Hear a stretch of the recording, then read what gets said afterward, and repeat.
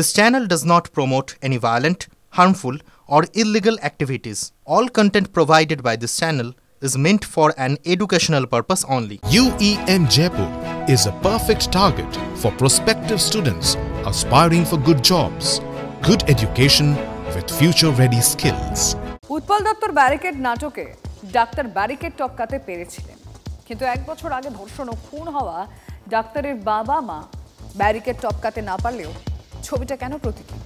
তিলোত্তমার বাবা মা যেমন ব্যারিকেড আটকে গেলেন, তেমনি অদৃশ্য ব্যারিকেডে জাস্টিস যে আটকে নেই তা কি কেউ বলতে পারে? নিম্ন আদালত বিচার শেষে সঞ্জয় রায়কে দোষী সাব্যস্ত করেছে, যাবজ্জীবন সাজা দিয়েছে, কিন্তু তারপরেও প্রকৃত বিচার অধরা মনে না করলে নবান্ন অভিযানের কি ডাক দিতেন তিলোত্তমার বাবা মা? একমাত্র মেয়েকে হারানো প্রৌঢ় দম্পতি কি পুলিশের ব্যারিকেড ডিঙানোর চেষ্টা করতেন? শনিবার পারেননি, কিন্তু একদিন পারবেন, এই বিশ্বাস নিয়েই নিশ্চয়ই তারা ব্যারিকেডে দাঁড়িয়েছিলেন।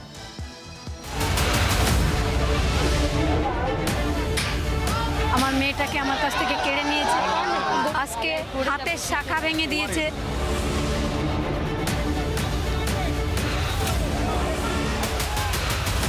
কলকাতা পুলিশের ব্যারিকেডে তিলোত্তমার বাবা মা যখন আটকে গেলেন, তখন নবান্ন অভিযানের ঘণ্টা দেড়েক কেটে গেছে। তার মধ্যেই যত কাণ্ড ঘটে গেছে মধ্য কলকাতায়। কথা ছিল ধর্মতলা হয়ে হাওড়ার দিকে যাবে মিছিল, কিন্তু পুলিশকে চমকে দিয়ে পার্ক স্ট্রিট ফ্লাইওভারের নিচে দুবার রুট বদল। মরিয়া হয়ে অস্থায়ী ব্যারিকেড তৈরি করে পুলিশ, আটকে দেওয়া হয় একদিকের লেন, বেঁধে যায় ধুমধুমার, পুলিশ লাঠিচার্জ করে। তিলোত্তমার মায়ের কপাল ফুলে গেছে, সেই ছবি হয়েছে। কি করে আঘাত লেগেছে? আমার শরীরের সমস্ত শাখাটা ভেঙে দিয়েছে, কপালে ফুলে গেছে, পিঠে কেটে গেছে, আমাকে ফেলে দিয়ে তিনজন পুলিশ মিলে মেরেছে।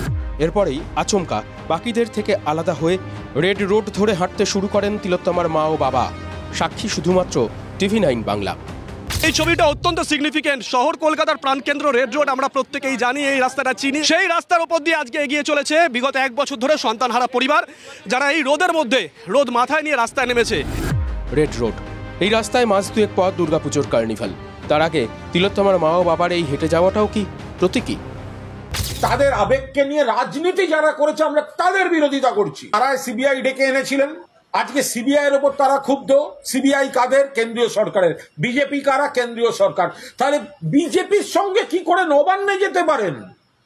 আপনাদের যাওয়ার কথা তো সিজিওতে। যা যা বলেছি ধস্তাধস্তির মধ্যে ফেলে দিয়ে নাটক করবে, বিজেপি করিয়েছে, ধাক্কা মেরে মেরে ঠেলে দিয়েছে। বিজেপির এই নেড়া নাড়ু গায়ে হাত দিল মহিলা। আপনারা স্লো মোশনে দেখাবেন না, এই যে হাতটা যাবে এরম এরম ভাবে যাবে। আসল কথা, বিনীত গোয়েলকে বাঁচাতে চায় মনোজ বার্মা। এরা এই দুটো উইটনেসকে খতম করতে চেয়েছিল, যাতে এই কেসটা ক্লোজ হয়ে যায়, ঠিকঠাক তদন্ত হয়। মমতা ঝাড়গ্রাম থেকে বসে কি করেছে, 14ই আগস্ট আরজি কর অতীন ঘোষকে দিয়ে ভাঙিয়েছে, সেটাও প্রমাণিত হবে। রেড রোড থেকে খিদিরপুর রোড, হেস্টিংসের কাছাকাছি ওই ব্যারিকেড, যেখানে এদিনের মতো আটকে গেলেন তিলোত্তমার মা ও বাবা। এখান থেকেই অসুস্থ মাকে নিয়ে যাওয়া হলো হাসপাতালে। মেয়ের জন্য জাস্টিস চেয়ে পথে নামা প্রৌঢ় বাবা স্ত্রীকে নিয়ে ছুটলেন চিকিৎসার জন্য। পিছনে পড়ে রইল কয়েকটা ছেঁড়া মুহূর্ত। যে মুহূর্তগুলো সফল নাকি ব্যর্থ হলো সেটা প্রমাণ করবে সময়। সময়ই বলে দেবে তিলোত্তমার জাস্টিস কোনো ব্যারিকেডে চিরকালের মতো আটকে যাবে কিনা। তিলোত্তমার মার চিকিৎসা নিয়ে বিস্ফোরক বিজেপি নেতা সজল ঘোষ।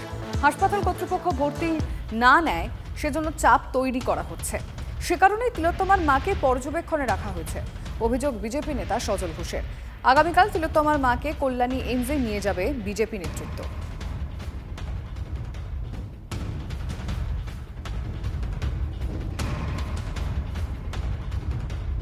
এখানে আবার রাজ্য সরকারের ভীষণ চাপ আছে। মণিপাল একটা সর্বভারতীয় সংস্থা, তাই হয়তো কালকে সকালে আমরা এখান থেকে ওনাকে নিয়ে আমরা এইমসে নিয়ে চলে যাব। ওভারঅল এখানে চিকিৎসা যেটা দরকার ছিল সেটা বোধহয় পাচ্ছে।